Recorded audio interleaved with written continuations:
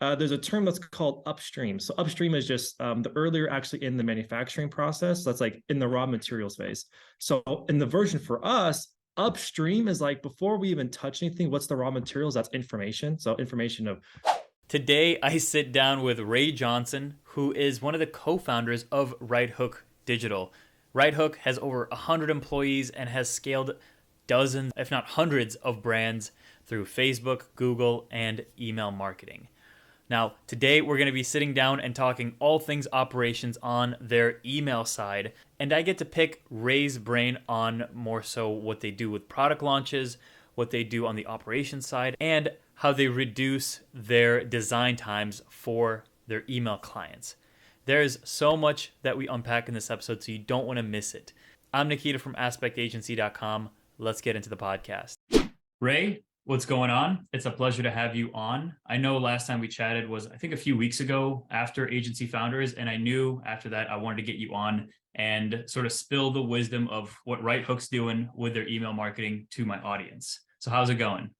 dude, Nikita, man, it's life is in the fast lane, but yeah, like I know after we talked to agency founders, there's so much to update you on, but I know even you have some pretty cool updates. But I think it'd be cool to give a sneak peek on some of the stuff you're doing on your side. But dude, I love hanging out with you. I love jamming with you. So I was honored to come on.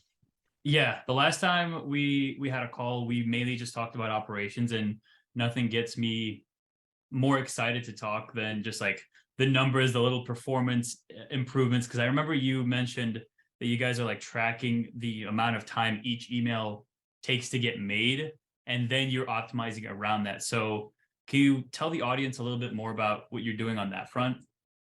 Yeah, that's a really great question.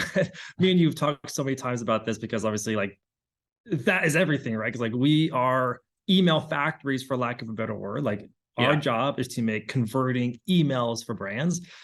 And so it actually started from a problem where we internally we have KPIs for different departments. Like we have to maintain a certain gross margin. I know I'm getting kind of nerdy here, but that's for us to make sure we hit the profit that we want. And so the problem actually started from we were at capacity, but we weren't hitting the margins that we wanted. And I remember it was actually me and you. I think we were at like the greenhouse lounge, and you're Yep. like, bro, like this is what I'm doing. Like, holy crap, I have a problem. I was actually I have to owe you a big thanks because like you helped identify I need to fix it. So now to fast forward to where we are now, I was like, okay, like how can I fix this problem? And I was like, well, I'm not a designer. I don't know really and realistically what is good and what is bad. So I think I told you this, agency founders. I asked all my design team, pretty much everyone on my retention team, but especially my designers, I said, I want you to record your days. I just want you to sit in front of your computer. When you start your work, hit record on Loom and just go. And so I watched 30 something hours of footage of them just designing how they do it. Cause I wanted to, like, even though I'm not a designer, I suck at Photoshop. I just wanted to see what they did.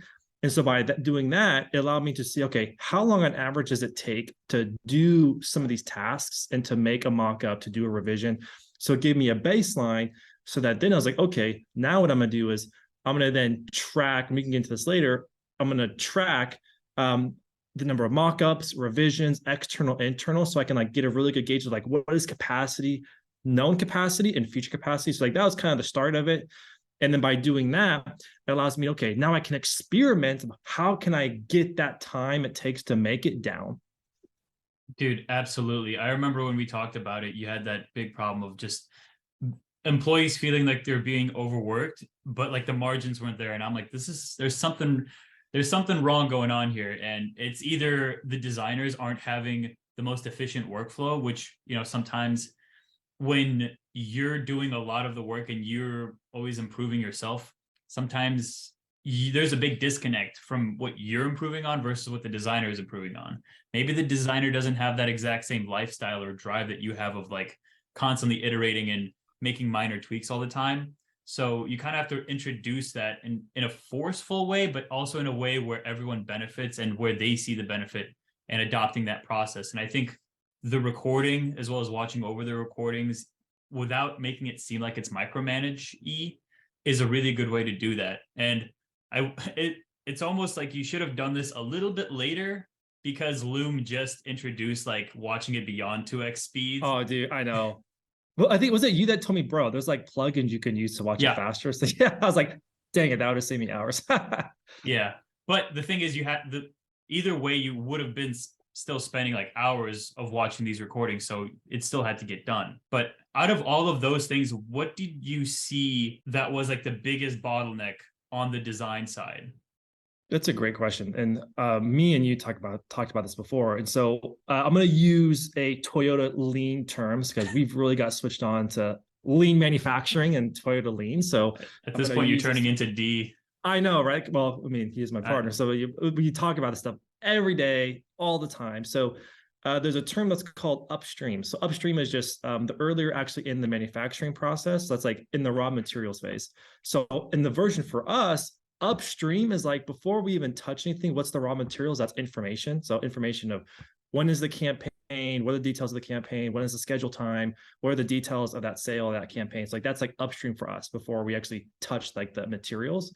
So the biggest bottleneck right there is actually way upstream, and that's getting the right information at the right time and all the information at the right time. Because how hard is it if I start on this thing and come to realize all the information wasn't present to me, or the information changes, so I have to do that rework. So that's a big bottleneck that we're actually in the process of fixing right now. Because also for us, all of our brands are on multi-channels, so they're on like a paid social or Google or retention.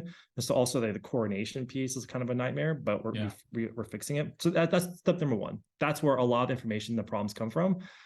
And then step number two was getting the right expectations and preferences from a brand of what do they expect. For example, like we do a lot of fashion, and come to realize it's not just the photos that brands put in their creative asset folder that you can use. It's, well, I actually like models that look like this, and I actually like it to look like this and from this angle. And so if you don't get the information in the beginning, it's going to cause a lot of rework downstream.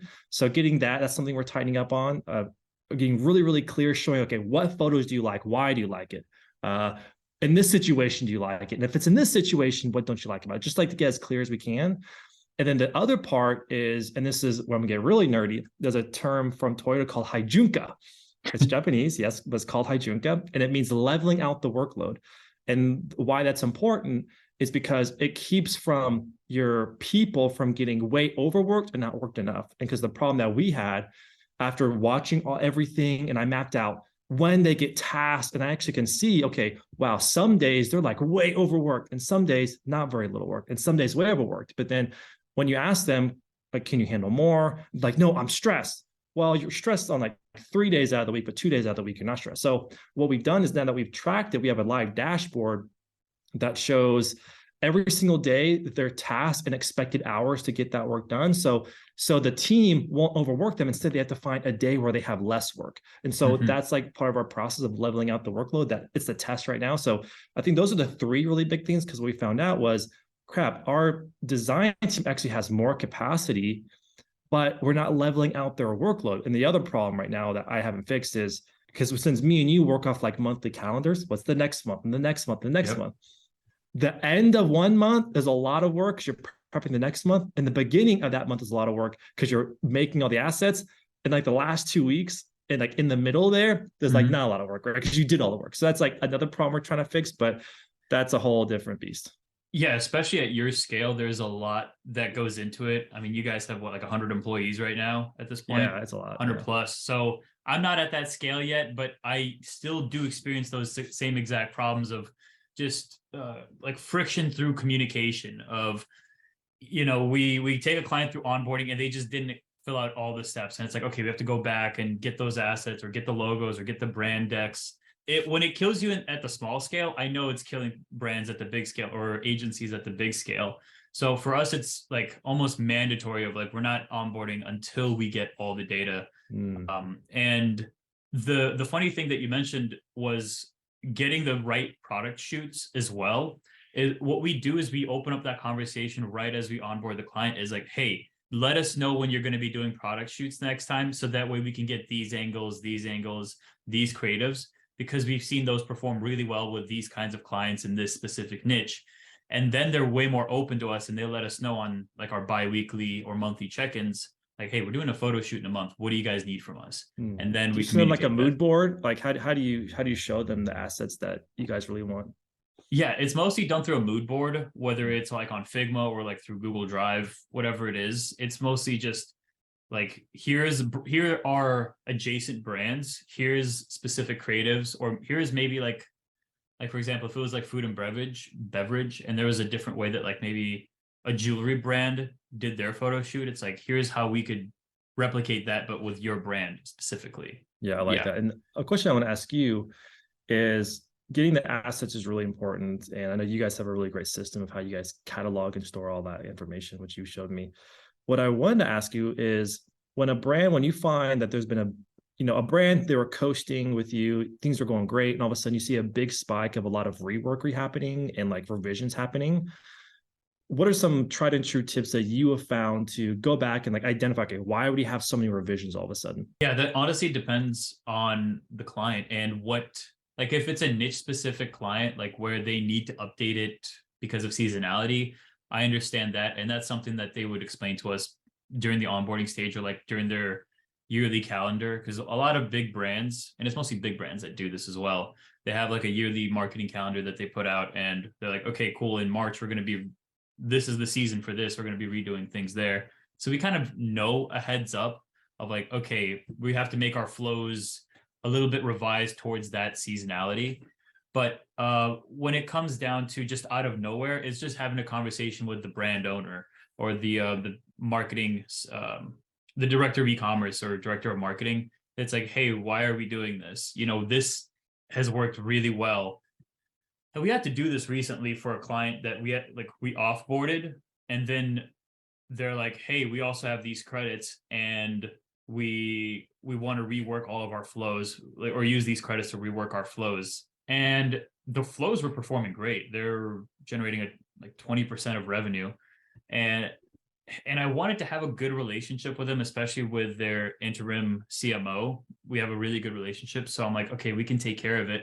We just usually like for most of the time, it's a tough question because most of the time we say no, but just to keep the relationship good, we took on the work. And it wasn't until like halfway through January that we finished it. They were offboarded in November. Wow. So It's funny you say that. I was triggered a little bit when you were mentioning that because this is something we faced recently. I'd love to get your take on it because this is super debatable. And I love to ask debatable questions or shoot. hot topic questions. So a funded brand that we worked with had a great relationship, but frankly, they changed direction. They wanted to go from D2C to wholesaling because like that was working best for them. Completely okay. And so they actually asked when they left, they said, hey, can you send us all the creative assets that you made for us? So for us, I know for us, we make a lot of the assets in Photoshop. That's just how we make the templates for our emails. So they asked for all of the Photoshop files. Some people would not be okay with that, but I say, you know what? What's best for them to set them up for success is for me to give it to them. And now like they're self-sufficient. So we made that call. And that's something that we're more okay with. If a brand asks, we'll give you the raw assets because like what's best for you is that you're self-sufficient. But other people I've asked, like, dude, no, like that's like your IP. I'm like, yeah, but what's best for them? And for us, we made that choice to do what's best for that brand.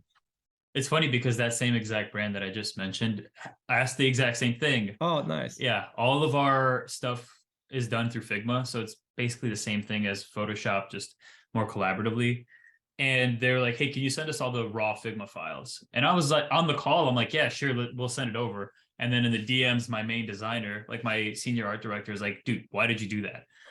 I'm like, what do you mean that we're just sending them over the design files so that they can finish things up when our contract's over? And she's like, no, you do not do that, because she's been in the design world for years and years. Yeah, it's a no-no in the design field, especially like for branding agencies. That's a big no-no. Yeah, so I'm like, okay, break the situation down for me. And she's like, yeah, it wouldn't make sense because that's our, again, IP and so on and so forth. So I'm like, okay, that makes sense. I'm like, what's the compromise here? Because we would still want to give it to them. She's like, well, charge them. So I think yes and no. Like, yeah, we can give them the IP, but it would require like a payment, like a one-off payment for the rights to that IP. Because we made it, and our contract states that all the property that we do create for the client, the finished product is the client's work, but the raw assets is our work. And if they want the raw assets, they would have to pay for that. Yeah, and I think that's a really fair middle ground because I know it's very contested, and my design team had the same concerns. It's like, dude, like that's like RIP, like how we design, and wire design and our frameworks and like our spacing and like our layouts and things like that. Yeah, so I want to ask that question because it was very debatable. And the other thing you said also that kind of triggered me was I think there's an assumption that email is set and forget. And I know you're probably like, oh my gosh, this Dude, conversation I'm again steaming right now. is set and forget. Okay. However, this is something we experienced because we used to offer brands that they couldn't afford ongoing or wasn't right for them. We used to offer a almost like a one and done. Okay, we'll update and redo all your flows for you based off like our recommendation. But we actually quit offering that for the same reason that you had to go through, is because we found out that yeah, it would crush it for a quarter or a couple quarters, but it's not set and forget. You have to update it. You have different drops, different collections, different images. Like you have to always be updating and testing and iterating, because otherwise it's gonna be diminishing returns. No, dude, absolutely. There is so like we're trying that offer out for some of the, I guess, more startup brands that like just need to have like the 3 core flows, but they want it to look really good and offer a few campaign templates on top of that. So that way, at least the brand owner can self-sufficiently make these emails without spending like 10 hours in Canva and, you know, sending everything out that way, or sending it out as a full image and hurting their deliverability. In that case, honestly, I think the best play to, like, if it's a startup, it makes sense. But if they're a big brand, like at least doing like 50K plus a month, like they need to constantly update it, because especially in, you know, D2C changes every 90 days, it only makes sense to consistently update. If not, I wouldn't say every 3 months is a little too often, but at least once a year, or maybe. If you're a fashion brand though, 3 months. Oh, fashion brand. Because every quarter you have like a new drop, like a new season. Yeah, there's a reason why we're kind of like shying away with working with fashion brands. They're way more work than any other industry, I can tell you that. We had this one client over, like, they worked with us from April, I think, till October, and we had to end the contract because of the amount of work that was required to fulfill for them, because a lot of it was like, we want to elevate the brand, or whatever that means. Or the branding, it's not on brand, even though it's exactly what they sent out before, or like, why are we sending out the same email? Anyways, I don't want to complain too much, but the fashion brands are a very there's a lot of hand holding that's involved, and I think some people have the guts for it, maybe like you guys, but I don't personally. Yeah, it's mainly because we grew our agency on the back of really good fashion strategies, and really, we're really good at doing product drops and new releases, limited edition collections. Like we're really good at it. So we still like it because it's a really great strategy that works consistently. And so but it is a lot of work. Like having a fashion brand, like you have to survive off of new drops and new collections and different season styles. Like that is like how you're doing like assets all the time. You have to, yeah. So like same thing for our Google team or attention, our paid social team. And we have one brand that they probably do a drop every 2 weeks. So you can imagine, Jesus. Like it's a lot, but I mean they crush it as well. So that's kind of that's the downside to like have a really good thriving fashion brand. But a question I want to ask you, so this is an interesting one. So I put this on Twitter, is we're doing constant testing. We noticed something that for some reason, for one of our brands, there was a massive spike in send times from mid-afternoon to night, to the point it was like 60% increase in conversions. Because we'll test different send times, and then we'll let Klaviyo kind of optimize based off the send time from there, and we'll go with the recommendation. But we like turn that off and say we're going to do it manually, and we saw that we're like, holy crap, like that's massive. Are you guys seeing anything like that in the difference in the send times right now? Not in that specific order, because I know it was like a skincare brand, right? Yeah, it was acne. Yeah, they sold acne products. Yeah, I remember seeing your tweet on that. I don't think we've seen such a big, like 60%, like, whoa, that's crazy. We haven't tested that out where it's like, okay, sending the emails in the nighttime versus sending emails in the afternoon. Most of our send times is either in the morning or in the afternoon. But now that you mention it, I would have to test out the nighttime sending, because if there is a huge difference in purchases, and I think it also depends on the niche. Absolutely. Yeah. Yeah. Because with skincare, I think it makes sense, because like a lot of people, when they come home from work, they can like by that point, like your makeup wears off, or like you start to see those blemishes because of like stress at work. So like, you might be hitting on those pain points right away, or you could have just hit them at the moment where they're just at home and chilling on their phone. So either one of those, I think, is just worth testing. And I think for us, we have a client in the dental niche where we might have a really good success rate there. So I'll definitely test that out and get back to you. Fair But enough. What are you guys testing right now? What's working for you guys? right now we're testing a lot on colors. So like making sure like the colors and button placement on the email side of things. So making sure that the emails are still on brand, but there's enough of a contrast on the email so that like visually you're directed to the call to action. I have a question for you. Again, another highly contested topic. For some of the brands that we have that are very precious about their branding, they're adamantly against CTAs that are against their color palette. However, testing shows that drastically different CTAs can have significantly different results. What is your stance on that? I think I usually go with a brand on this because yes, it does affect it, but you can also manipulate it in a way where it can be off brand but on brand. Like it can still be like what do you call it? Like if they have a dark color palette, then you can still have like a dark call to action with just a white text or like a white or a white button with the dark color palette and vice versa. I'd say when it comes, because it wouldn't make sense to just have like a highly red, like a big red button. If anything, I think you put up in the Geek Hub channel, I think you put this up maybe a few months ago where the button was like outlined. It was like a solid button and it was outlined. Like there's different ways that you can still manipulate the call to action to still be on brand, but it can still provide like a high click-through rate, like you mentioned in that Slack channel. And that's also something that we play around with.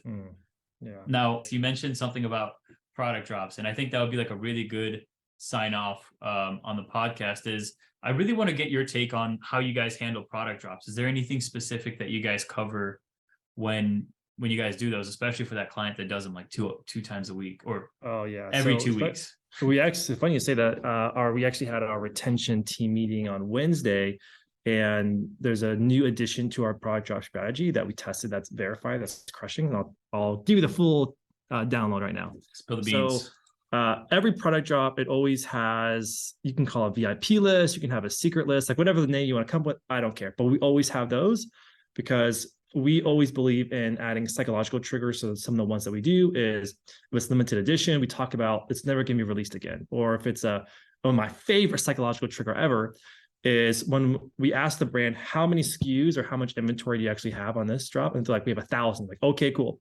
So we'll put in the messaging, we only have 1,000 of these, but we have 30,000 of you on our list. Sign up if you want to be the first person to know when it goes live. Because now it's like, oh, I want to be one of that 1,000 people. Yeah. And then as it gets closer, we're like, oh my gosh, we have like 2,000 of you signed up for the VIP list, but we only have 1,000 of those. You better add it to your calendar right now. So we have a add to event. It's an app that you can do where they click and it adds to their calendar. So you get so you get like a notification from your calendar, plus we'll let you know when it goes live.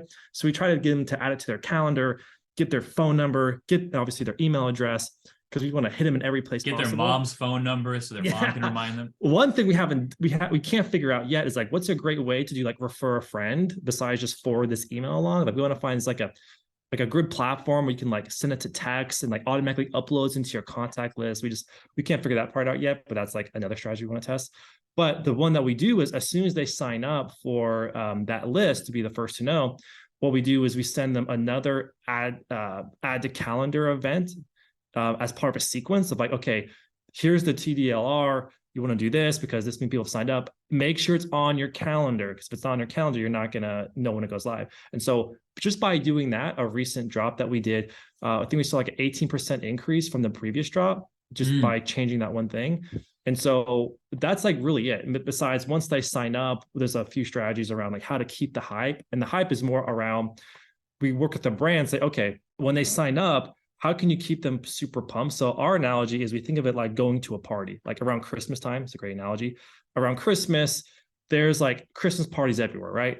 Of course. But then which party you choose to go to? Well, it's the one that you're most excited about. And so you have to stay top of mind. And as it gets closer to the party, you release new information like, oh, by the way, guys, the first 5 people who order are going to get a free gift card. And as it gets closer, it's like, oh, by the way, guys, this pattern that we're dropping is so unique that actually took me 2 years to make and like $10,000. So just adding in like the feeling of the value to it to keep that front of mind hype.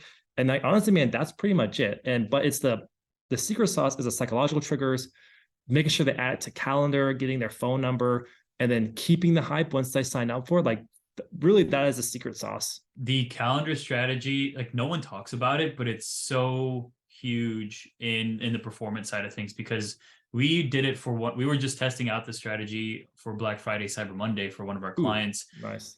Killed it, because it's like no one else is adding calendars to emails, because like why would you?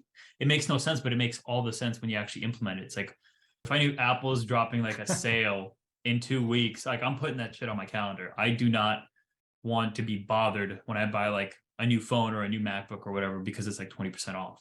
So that's a really good way to go about it. And I think the story building behind the drop is also important. We had this with a consulting client of ours. They dropped like a hunting vest for like, it's a limited edition hunting vest That's collaboration with like another big brand. And they're like, how do we hype this up? I'm like, well, talk about the story, talk about what went into making this vest, what makes it special. Like you guys haven't collaborated in like 10 or so years. So like, it's a once in a decade opportunity, things like that, really get the people going. Yeah, I love that. And collaborations, I think, is something people don't do enough, especially if you can do a collaboration with like list swapping as Yeah. well. That right there, that's a great way to only grow your list, get new customers. I don't think brands do that enough. No, absolutely. It's another one of those like marketing channels that's just like swept under the rug, and only the ones that know, they know.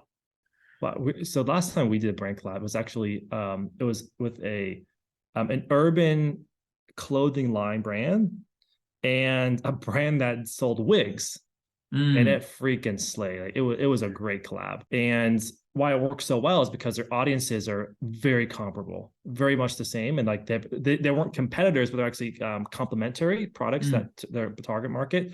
And that was a great one. Another one we did too was we did a luggage brand and a high-end watch brand. So the luggage brand, high-end pieces with like high-end pieces of watches, very similar audience. That worked pretty well. So I think when done well and strategically, like very similar audience, like it can go very well. Absolutely.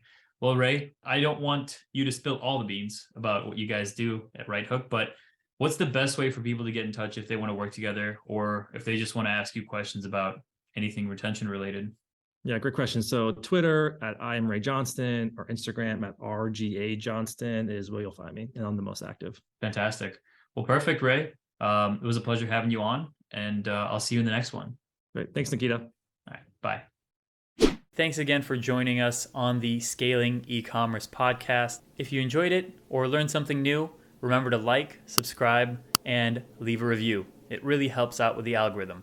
If you want email marketing tips delivered straight to your inbox on a weekly basis from yours truly, then check out the link below or in the show notes to subscribe and join my newsletter. If you're a D2C brand with at least 10,000 email subscribers and interested in starting a conversation to work together, then go to aspectagency.com and we'd love to chat with you. And if you want to stay up to date with anything email and SMS, just follow me on Twitter at Nikita Vakrushev or check the show notes for the link. With that said, I'm Nikita, and I'll see you in the next one.